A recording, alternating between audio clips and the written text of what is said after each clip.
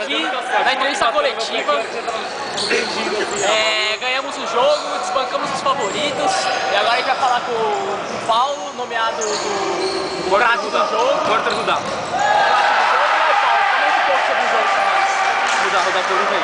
E aí, Paulo, como é que foi a tua dentro das quadras hoje? Então, hoje eu tive a oportunidade de jogar dentro das quadras, né? Literalmente. Literalmente. E assim, ó, você achou que a equipe em algum momento, depois tomou os primeiros gols, balançou, você achou?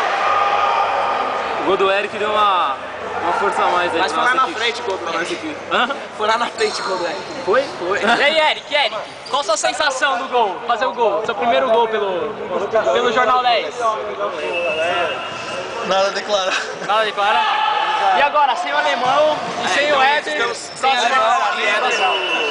sem o alemão e o Éder na próxima rodada, né? Estamos na semifinal. Semifinal. Graças a Deus. E estamos aí, né? Firme e forte como favoritos agora. Rumo à final. Somos o time sensação do campeonato. Até o juiz comemorou e é nóis. Toninho vai falar a frase agora.